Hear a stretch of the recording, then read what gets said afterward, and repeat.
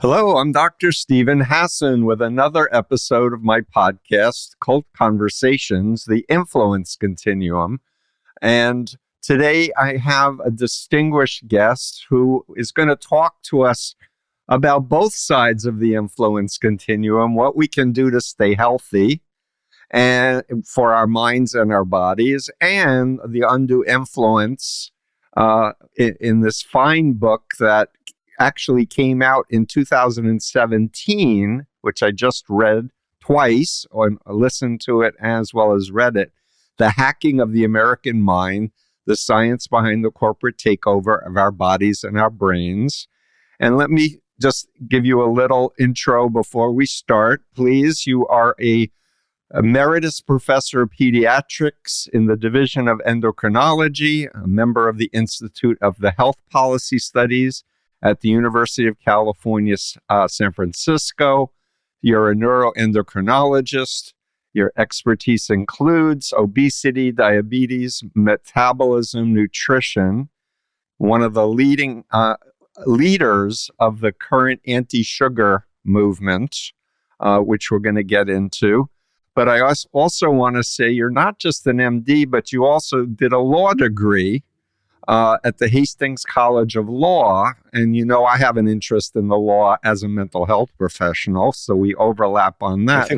I think we all do. And you're a nice boy from Brooklyn. I'm a nice boy from Queens. I had to throw that in. I won't hold it against you. But we met at a Brain Mind conference out in California, and we had lunch together. And I was like, whoa, I want to know more about your work. And you were mentioning, we were talking about vaccinations and measles and the current administration. And you were like, I was actually asked to consider coming on board. And I just said no, because I have to have integrity and do the right thing as a doctor. There you go. That sums it up. Really, I want to talk about this, but really, let's start with the premise of this. And to be honest with you, Steve, they're actually the same issue. Please continue. They are.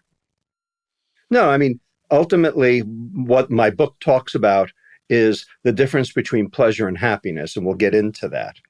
Okay, for it. The best way to kill happiness is to be inauthentic. Yep. So I could not be. I had to be myself. And unfortunately, this administration didn't really want myself. They wanted my MD and my MSL degree as gravitas, as a backstop for their current actions. And that was not me. And for just to touch on my work to your work, brainwashing is a dissociative disorder. That's how I understand it best and teach it. And that the cure is being in your body and really being tuned in to your feelings, your somatic experience, and knowing how the mind works, knowing how the brain works, knowing and social psychology. And you are covering everything in this book. Great. Well, I'm going to add one to it, and that is how the gut works. We are learning more about the afferent vagus nerve and the information that it is transmitting from your GI tract and your heart up to your brain to actually give you, shall we say, to filter out the cognitive dissonance of the world, what we would normally call gut feeling or intuition. It's real. It's real. And in fact, people who have their vagus nerve cut lose it. And just to connect the dots again, when I interview people who are former cult members and I ask them to describe their initial feelings as they were being recruited, they often report a gut feeling that something was wrong.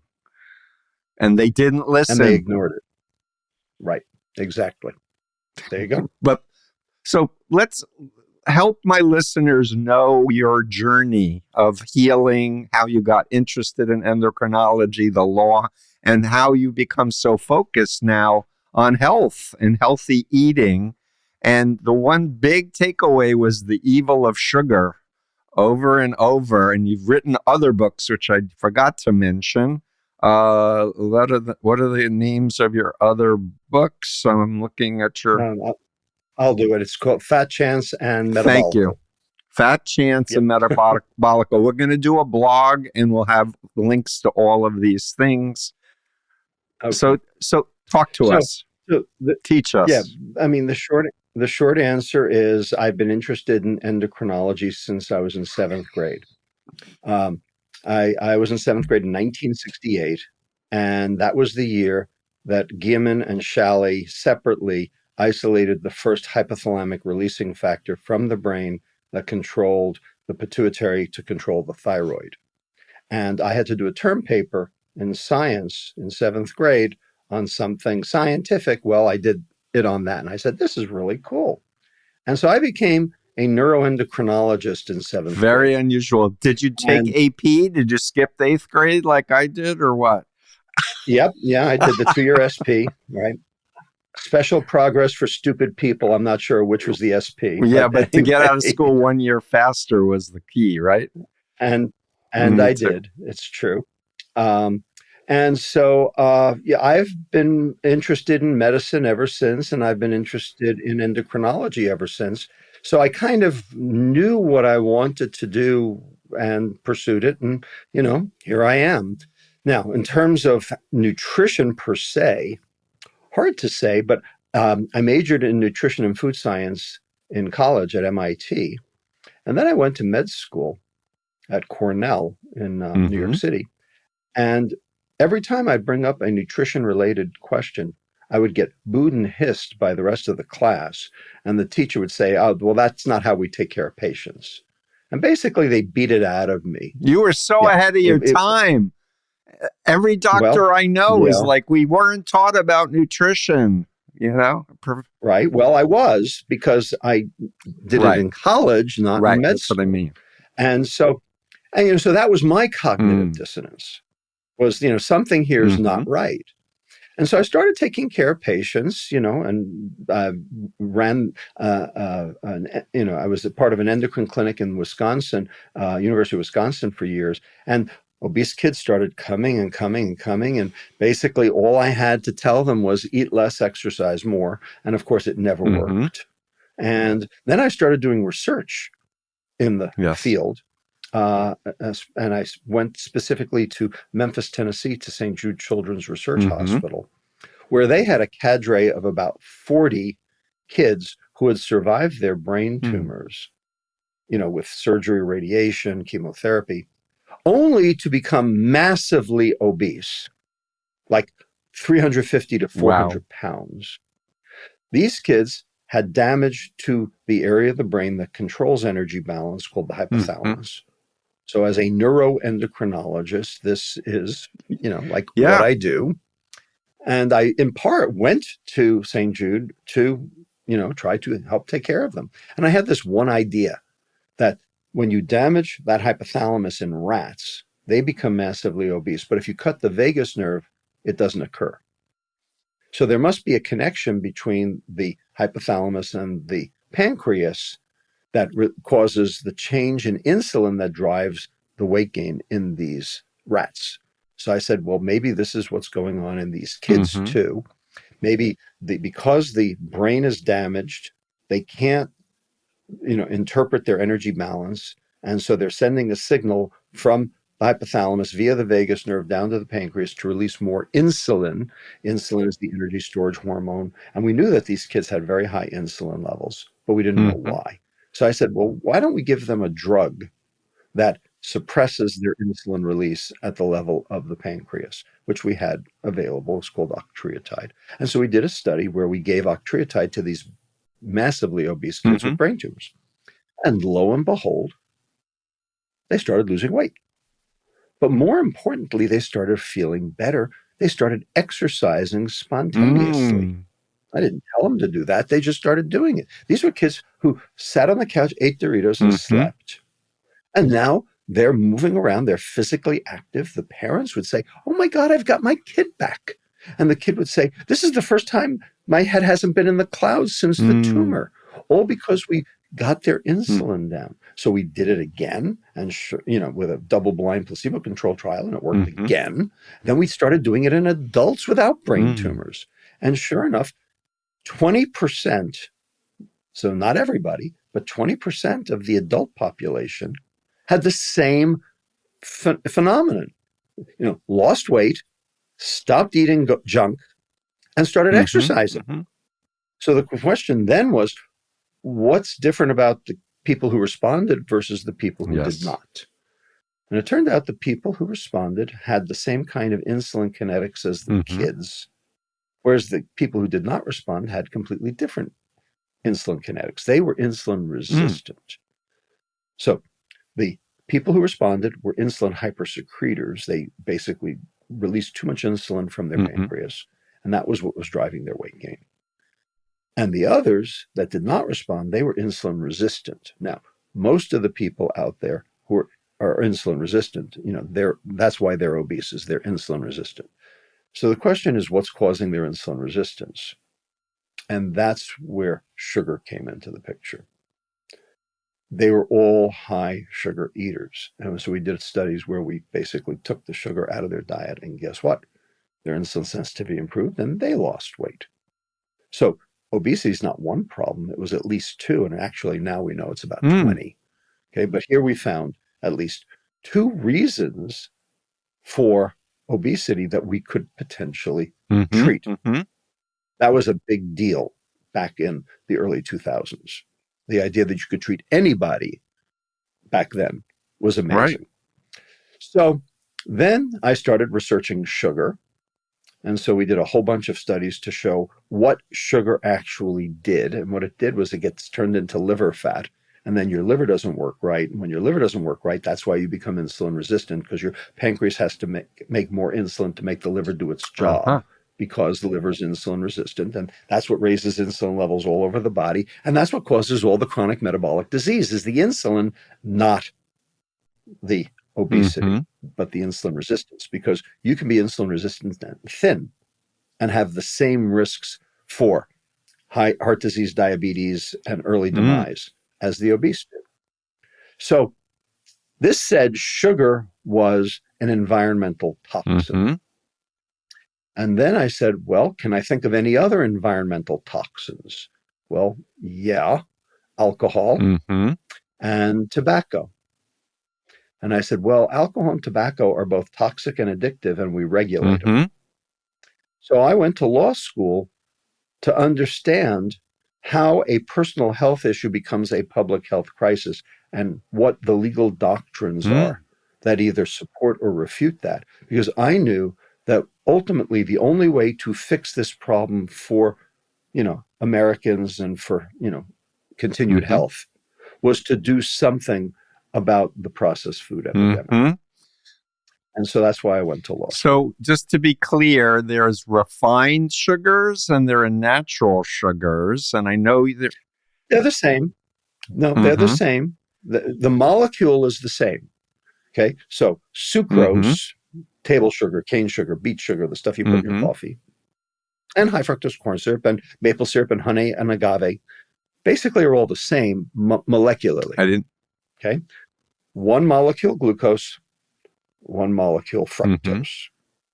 Now, the glucose molecule is not the problem. Every cell on the planet burns glucose for energy. Glucose is so goddamn important that if you don't consume it, your body makes it. That's how important glucose is. So the Inuit, they didn't have a carbohydrate. They didn't have any place to grow anything. Inuits are the Eskimos, people who live in Arctic climate. Right. Okay. They had whale blubber. Okay. Right. They still had a serum glucose level.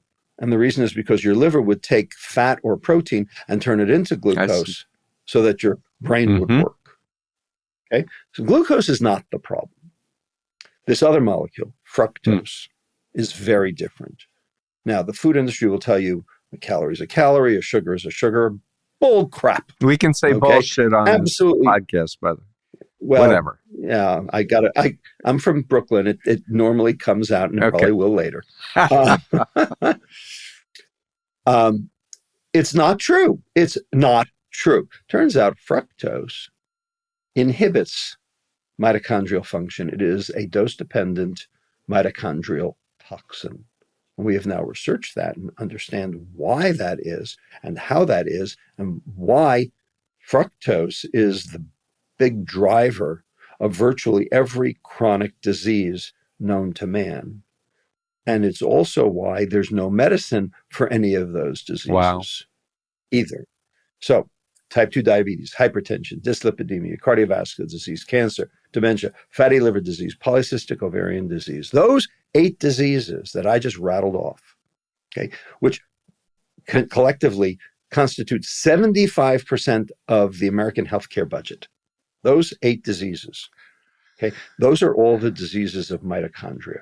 So I just need to interrupt and say, I had Hodgkin's lymphoma 20 years ago, so that's about 2005, and I'm thinking that my oncologist, when he told me stop all sugar intake, was because of this research that you were involved with. Well, in fact, cancer cells love fructose. Mm-hmm. And the reason cancer cells love fructose is because fructose can be turned into other components that are needed as structural building blocks for cells, like proteins, lipids, DNA and RNA, ribose, without mitochondria. You don't need mitochondria to turn fructose into those other building blocks. So cancer cells love fructose. And we've known that since 1931, when Otto Warburg, German physician, won the Nobel Prize for showing that cancer cells don't need oxygen. But boy, oh boy, they do need fructose. So interesting. So interesting. Please continue. This is... So, it's right. It's true. I mean, basically, when you get cancer, the last thing in the world you want to be consuming is sugar because you're feeding the cancer. Yeah, that's what I was told. Well, except that we give Ensure to cancer patients. How dumb is that? So this is one of the reasons why I needed to go to law school, is, basically to understand the tobacco playbook, because this was tobacco all over again. And if I may add, because I've been talking about how cults hire experts to say there's no such thing as brainwashing or mind control. Big Tobacco said there's no causal link with smoking and tobacco or fossil fuel hire. Same playbook, right? Well, in fact, we now at UCSF have established an organized research unit called the Center to End Corporate Harm.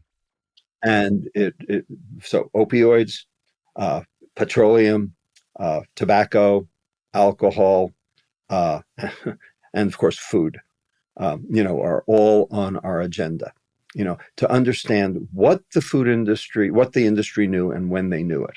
And we are finding out that the connections between, for instance, the tobacco industry and the sugar industry were very tight. In fact, the sugar industry actually taught the tobacco industry what to do.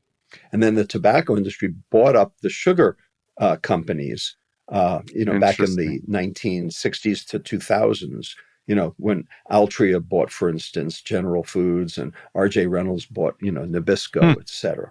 And we've learned that what they did was they made all of their products hyper palatable. So the recipes for their products actually changed to incorporate more sugar under the tobacco and to make them more addictive, right? Because fructose is addictive.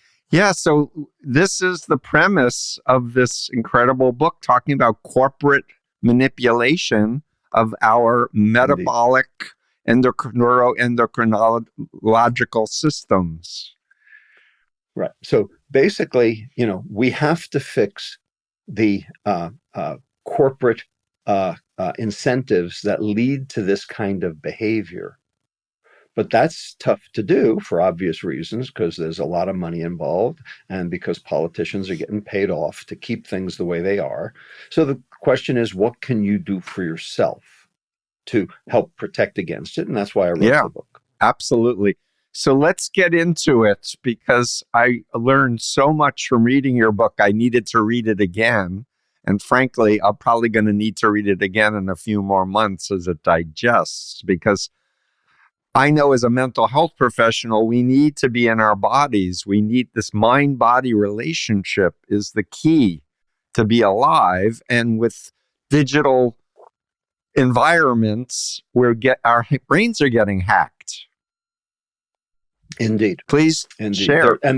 It's getting hacked through multiple mechanisms. Okay.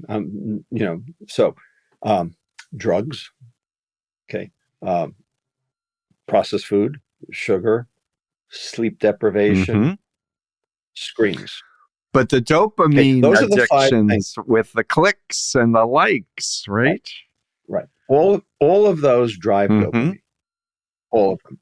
And so dopamine is the reward neurotransmitter. It's also the learning neurotransmitter. So when you get a dopamine hit, you like, that's what causes the like. Okay. The question is, what takes you from like to want to need? And the answer is dopamine is an excitatory neurotransmitter. Okay. It excites the next neuron. Okay. When dopamine binds to its receptor, it excites the next neuron. Okay. All right. And there are a lot of things that cause dopamine release in the reward center of the brain called the nucleus accumbens. Okay. So,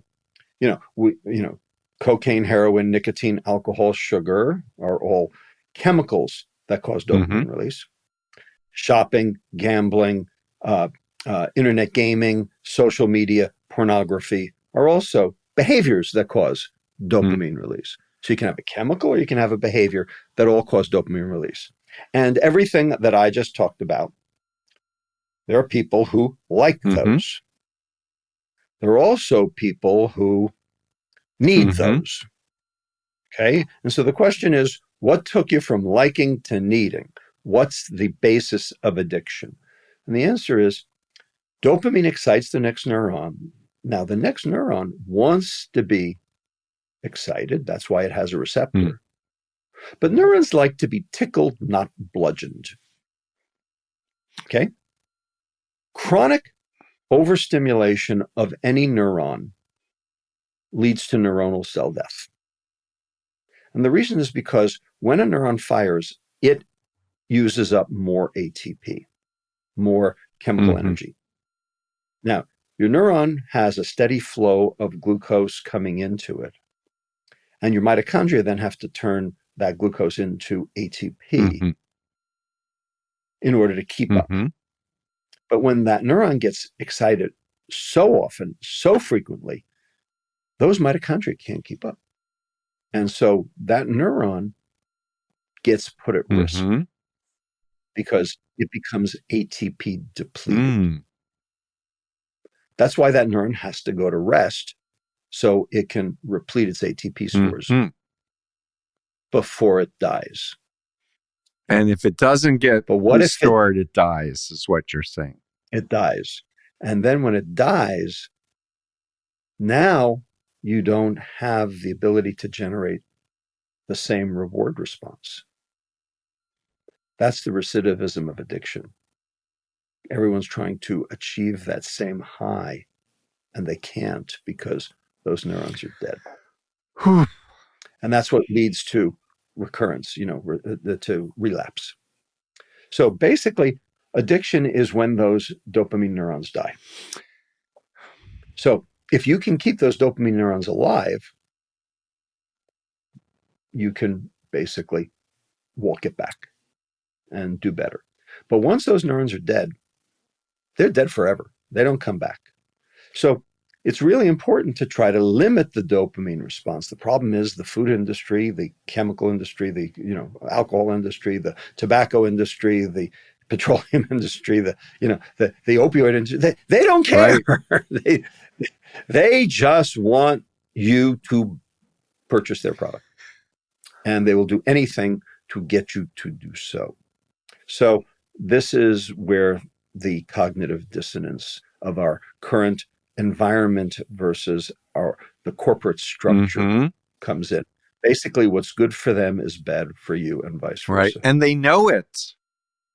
They and they know know that it. they're killing the planet, but their greed and their need for power and money, they can't stop their own addiction to it, it seems. Exactly right. We're suffering for their addiction. That's terrible. I just want to make a connection because as a therapist, I encounter this all the time. People who are addicted to pornography who then can't enjoy sex with a real person. They're like programmed. As an example. As an example. And how horrible that is. And Indeed. nobody's teaching and explaining the biological, metabolic. So lots of people are talking about the empiric aspects of this. I mean, as an example, Jonathan Haidt wrote about this in The Anxious Generation, and Right. other, and lots of other people have talked about this. But understanding it at the biochemical level, at the mechanistic level, is essential for being able to bring not just scientists, but really the general public along. And so it's extremely important that people understand what's going on, because they think, it can't happen to me, or, that's somebody else's problem, or, I don't understand that. Maybe the two things are not related, because just because they happened at the same time doesn't mean that that's the cause. Okay, so you have to demonstrate causation. Yes. Okay, correlation is not causation, and unfortunately, science is riddled with problems of correlation, where causation has not been proven, and we make determinations on correlation, not causation. That's what happened with dietary fat. Okay, it was correlation, not causation, and as it turns out, it was wrong. Okay. But it took 40 years to undo the damage that the food industry did. And we still haven't undone it completely. Okay. Because we assumed correlation was causation. We basically said, okay, dietary fat raises your LDL, and LDL is correlated with coronary disease. So therefore, lower your dietary fat, lower your LDL, lower your coronary disease. The exact opposite happened. I remember this, where don't eat butter, have all these alternative artificial.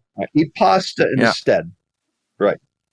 Exactly. And, and the whole meat industry, went up in arms, but, it was good for the processed food industry. It was good for the sugar industry, because that's what they were selling. They were selling carbohydrate and sugar, which turns out to raise your insulin, which is way worse than your LDL. Right. So talk to us about the importance of our gut and our mitochondria and. So here's the problem. And I'll tell you, this basically explains what's going on under RFK right now. Please. So you wanted to health talk secretary about politics, under the Trump administration who's saying measles are fine, we don't need vaccinations. Talk to us about vaccinations too. Well, we're not going to talk about vaccines just yet. We're going to talk about the food issue first. Thank you. Okay, let's go with food, because that's where I have my expertise. All right. Once upon a time, the NIH did good science and good medicine. And then, somewhere around 1990, 2000, the NIH got hijacked. And the reason is because the geneticists took over. And Francis Collins, who was the head of the NIH, was the head of the Genome Project first, and then the head of the NIH, believed that pretty much you could trace all disease back to genetics. And so if we establish genetics as sort of the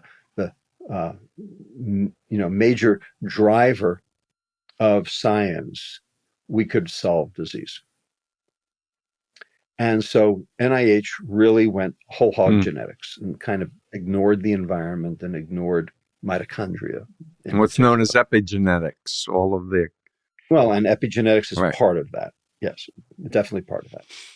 And so, they did a great job of elaborating genetic things. And, it's one of the reasons why we have CRISPR and, things like that. And I'm not saying the NIH did a bad job of elaborating the genetics, but they kind of ignored the chronic disease issue, because it turns out the chronic disease issue is not genetic. Mm-hmm. It's mitochondrial. Mm-hmm. And that kind of got ignored. Mm-hmm. And so now we have RFK Jr. basically saying that the NIH did not fulfill its mission in keeping America healthy. Mm-hmm. So the question is, what do you do about that? And his decision is burn it to the ground. That would not be my decision. And this is why I'm not part of the National Institute of Health, that's been defunded largely, and all these cancer studies and all these other incredibly important studies have been ceased by the Trump. Exactly. And I cannot be a part of that. But that's why that's ostensibly the reason, is because the NIH's mission statement basically says its job is to help keep America healthy. And clearly, when you look at chronic disease, they have not. So they have not fulfilled a major tenet of their mission. And so the question is, what do you do? And I will tell you, talking with a member of the Kennedy staff, basically said, if the NIH were a private corporation and they did not fulfill their mission, they'd be gone. Just because they're government doesn't mean that they should be saved. Mm-hmm. This is a problem.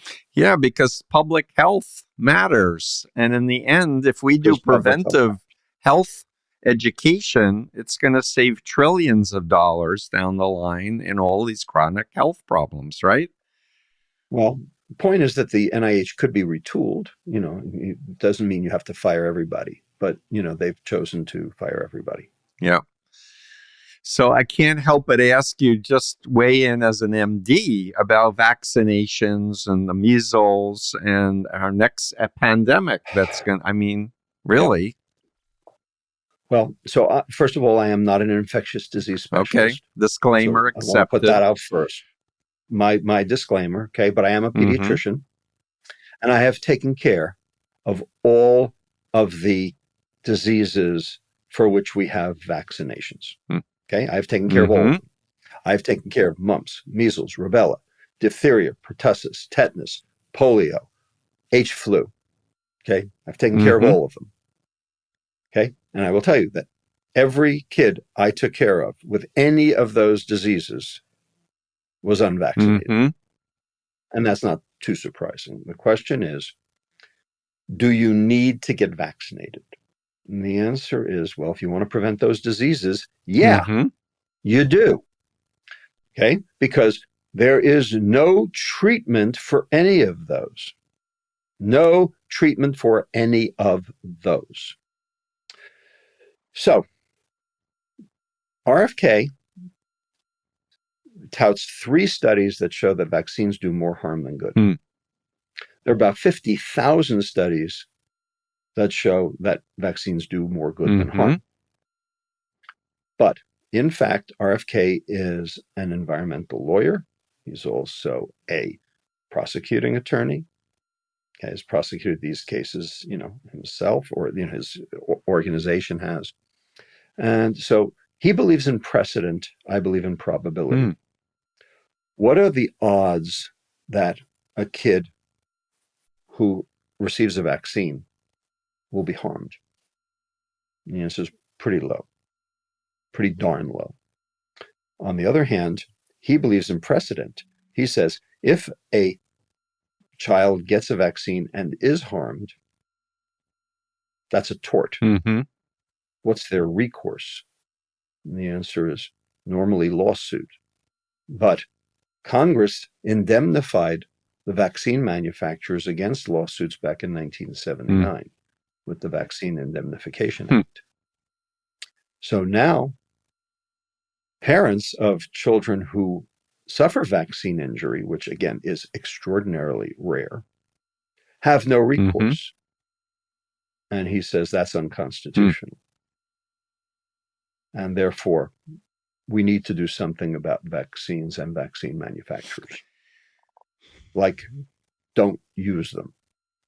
Now, which is worse, a vaccine causing a vaccine injury in one kid or thousands of kids dying of measles? Right. That's the public health question. Neither is right? good. Neither is good. Neither is preferable. On the other hand, which is worse? And this is the problem. And, in order to answer that question, you need some medical expertise. That's not being brought to bear on the subject. Right. And as there are 98% of all the climate scientists of the world that say human activity, fossil fuels is warming the earth, there's a few of these naysayers, often at the payroll of the fossil fuel countries and corporations, saying there's no causality. We need more studying, is their delay tactic. Right. And it is very hard to prove causality for many of these things. And I'm not arguing that. Okay. Causality is very difficult. So let me give you a paradigm and your listeners a paradigm. Okay. All right. Do you believe in climate change? Yes. Why? Got a control group? Do you believe that tobacco causes lung cancer? Why? Got a control group? Do you believe that chronic head trauma causes chronic traumatic encephalopathy? Why? Got a control group? Do you believe that asbestos causes mesothelioma? For that one, you can actually see the asbestos threads in the center of the mesothelioma tumor. So that one we have causation for. Okay, that one we can do. But the other three, okay, we know they're all true. But establishing causation on the basis of a randomized controlled trial is both illegal, immoral, and impossible. Right. Cannot be done. Okay, and anybody who would try to do it would get thrown in jail. Does that mean it's not true? No. There's another way to establish causation aside from randomized controlled trials. It is known as econometric analysis. Econometric analysis are natural history studies where you basically can take input X and output Y and trace them over time to determine the change in X versus the change in Y, and also being able to negate and account for all of the potential confounders. Okay, that's known as econometric analysis, also known as the Bradford Hill criteria. Austin Bradford Hill, who was the one who applied this to lung cancer back in 1960. So if you satisfy the Bradford Hill criteria, you have established causation, even if you haven't done it with a randomized controlled trial. This is great. So it is doable. I did not know that term, econometric analysis. Econometric. It has nothing to do with economics. But just I've seen the NASA.gov pictures from space of the Earth and the poles shrinking, the ice melting, the temperatures rising over time. That's econometric analysis. Yeah. Okay. So we know that these things are true. We don't have randomized controlled trials to prove them, but we still know they're true. And we can still infer appropriately causation. Well, here's the problem. Industry doesn't want you to believe that. Because that's, that would cut off their addiction to the money. And so they will do everything they can to try to subvert that, and have for many, many, many years. And so it's really important to understand what the science can do and can't do, and what the science does and doesn't tell us, which unfortunately is very hard for the general public to comprehend.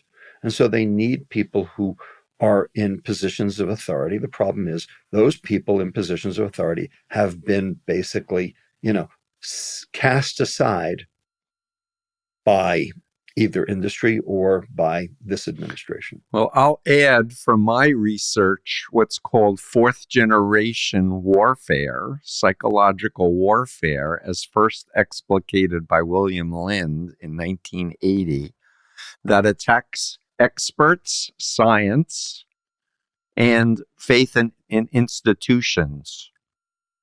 And so, but this is useful for creationists who don't want environmentalists to say the earth is more than 6,000 years old, or, for fossil fuel corporations and big sugar, etc. Right. So, it ultimately comes down to, what do you believe? And who do you believe? And of course, Steve, this is where your expertise is much greater than mine. I understand the science, but you understand the psychology of belief. Happened to me. And the question is, my mind got hacked. Indeed. Your book title is like, I've been talking about the mind being hacked, and you wrote a book in 2017 about how our minds were being hacked by corporate America for their own power and money goals. And they're doing a very good job of it, unfortunately, because they are playing on what I would call a fatal flaw in our nervous system.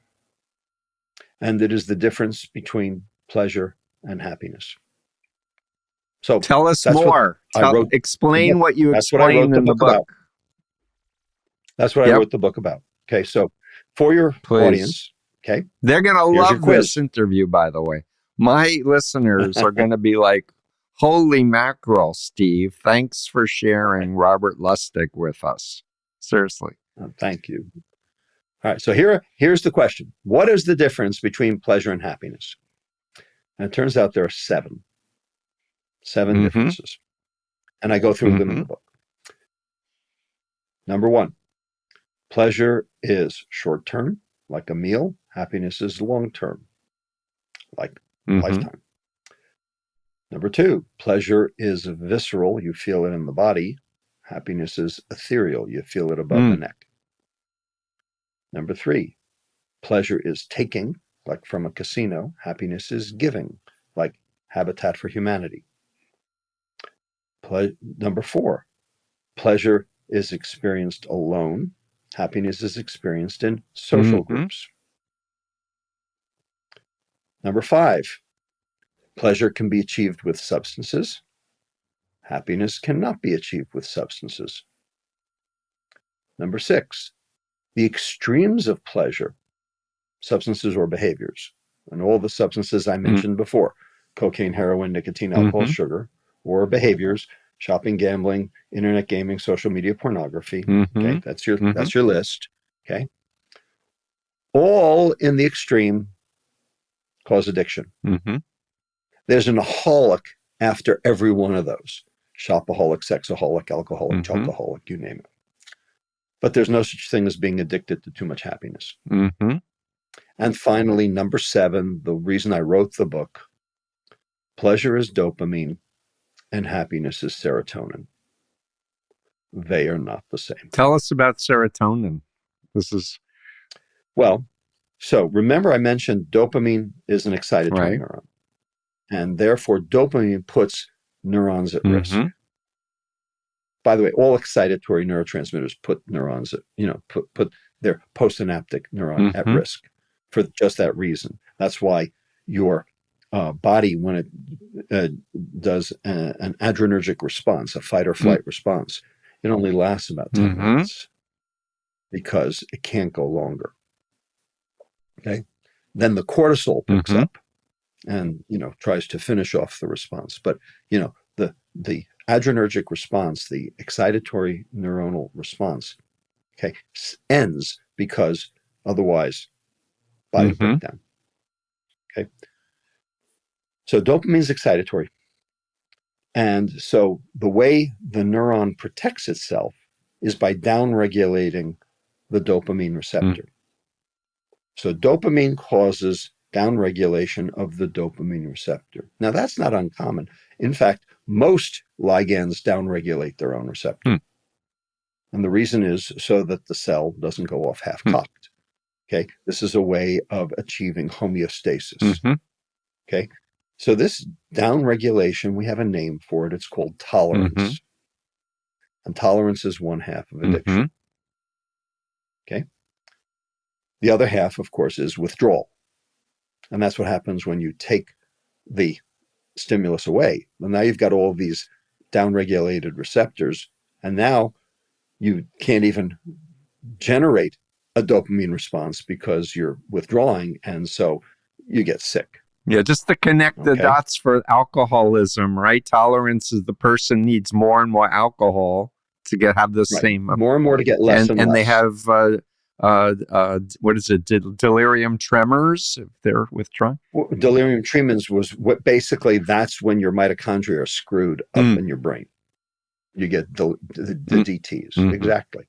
Please continue. Right? Exactly. Serotonin, on the other hand, is an inhibitory neurotransmitter. It puts the next neuron to rest. Mm-hmm. Now, if the next neuron's at rest, do you need to downregulate the receptor?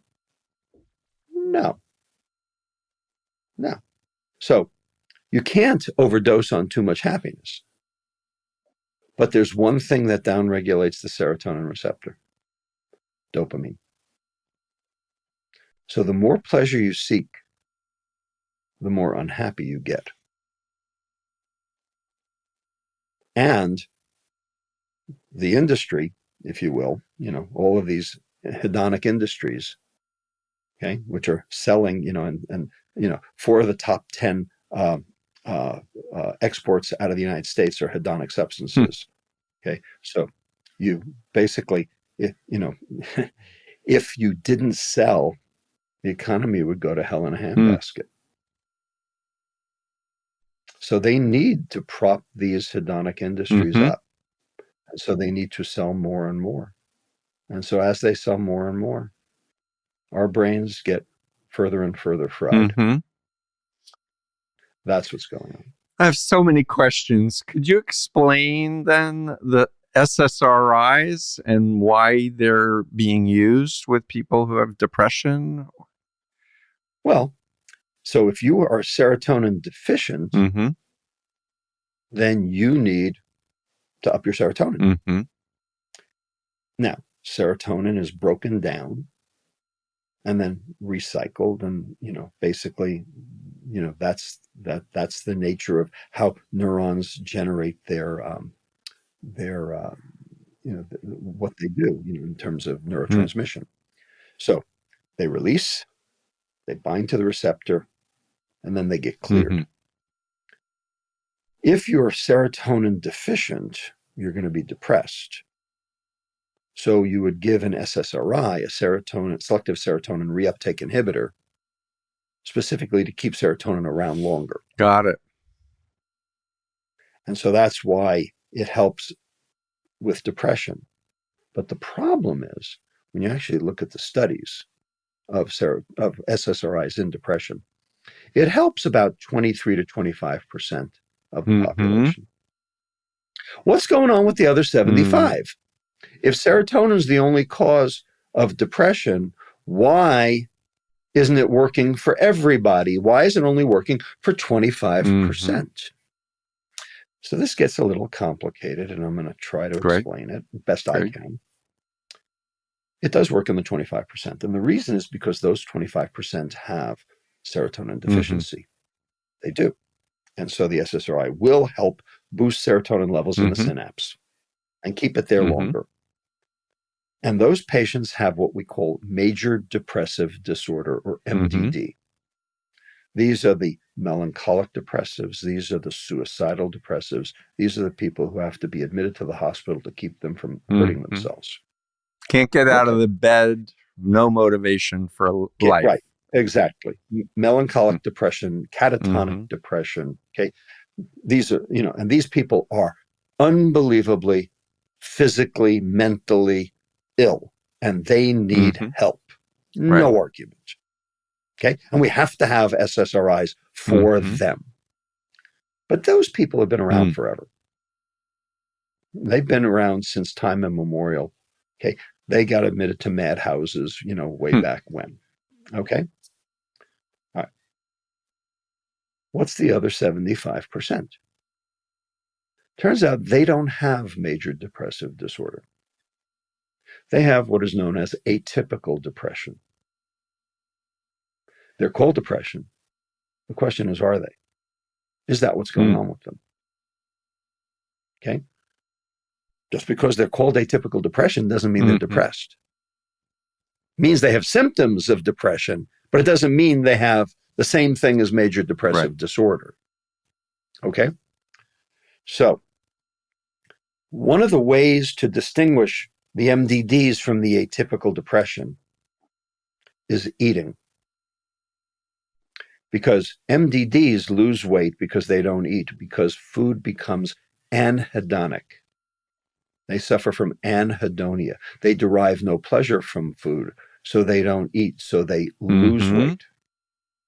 Whereas atypical depression actually eat more. And the reason is because they're trying to boost their dopamine so that they feel something. So emotional eating, in other words. Emotional eating, which is anxiety. So anxiety and depression are not the same thing. Another way to think about it is depression is, basically reliving the past. And anxiety is basically pre-living the future. Worrying about the future. Right. The future, right. But of course, the future never comes because whatever you're worried about today will, you will find out it won't happen tomorrow, but then you're worried about tomorrow will happen the next day and the next day and the next day. So, it never goes away. But it's always about pre-living the future. What's going to happen to me later, not what happened to me before. No one's anxious about the past. They're anxious about the future. Right. So major depressive disorder and atypical depression are completely different. So the question is, what's going on in atypical depression? And I'll be very honest with you. This is a complex subject, and I'm not going to tell you I know the answer, but we now have a new window on this process. And instead of it being about neurotransmitters like serotonin or dopamine, it's about neuroenergetics. It's about mitochondria. It's about whether or not the cell can keep up with the ATP needs of neurotransmission. And it turns out everything that causes mitochondrial dysfunction causes atypical depression. Everything that reduces the ability to make ATP is associated with atypical depression. So I think all of these chemicals in the environment, and particularly fructose being the major one that we're all exposed to, is driving this epidemic of anxiety that we currently are dealing with. And of course, all of those chemicals are put there by the industry. Right. But consumers can look at labels of things. What do you think about the labeling? You think it's honest, or they just have so many names for sugar? So first of all, there's 262 names for sugar. And 262. And you can find them on my website at robertlustig.com. Okay. And, the fact is that it's not just sugar. There's other stuff too, like microplastics that you can't do anything about. There are a lot of reasons for this. Okay. It's not just sugar. Sugar just happens to be the one we could fix tomorrow if we wanted to. The others are much more difficult to fix, but it's a panoply of brain insults that are leading to this problem. Okay. But sugar is the one you could fix tomorrow if you chose to. You just have to be able to know what you're doing. And of course, that's why Since I met you and read your book, my sugar intake has gone way down. I'm telling you, I used to have my ice cream at night after dinner, my, Harold's or Ben and Jerry's. Well, Steve, the question is, how do you feel? I feel much better. Okay, well, tell No, your audience that. People look at me and they go, "You're going to be 71. You look great. Your energy's, really high. And how do you do it?" And I'm like, "Well, I know I need to exercise more, but I'm really paying attention. Also, am I hungry or am I eating because the clock says so or because other people are inviting me to eat?" And being able to get past the indoctrination of clean the plate because there are starving people elsewhere. Right. Yeah, that was my mother did that to me too. And that was a bad one. Before we go, I need to ask you about Deutsch and neuroplasticity and neurogenesis. Could you just tell my listeners what your thoughts are? Oh my God. I know that's another hour, but that's way too much. You'll have to invite me back for that one. Consider you invited. Issue.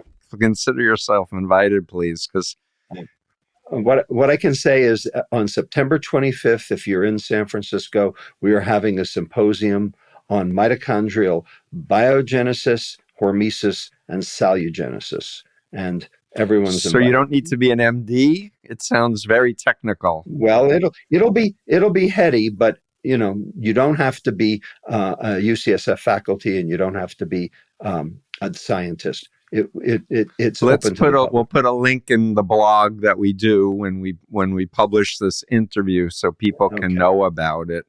I'm fascinated. I love to learn, and I love to meet experts who've really done the deep dive because they care and they want to help others. That's the only reason for doing anything. It's really great. Heal the world. Last words. I know we have to get going. You can't solve a problem if you don't know what the problem is. And for decades, we've been told what the problem is, and it turns out that wasn't the problem. We have a hard stop. I want to be respectful of your commitments. Just leave the window open till it uploads. The Hacking of the American Mind, the Science Behind the Corporate Takeover of Our Body and Brains. Robert H. Lustig, MD, MSL. That's the Master's in Law degree. Thank you for being you and sharing your expertise. It's my pleasure. My pleasure, thanks. Steve. My pleasure. Steve Hassan here. It's been decades since my family rescued me from the Moonies. I've been at this for over 47 years. The need has never been greater. If you're able, please consider hitting the super thanks button below, and it'll help us to do better. Every penny will help us toward our goal of educating the planet about undue influence. Remember, it's your mind. Only you should control it.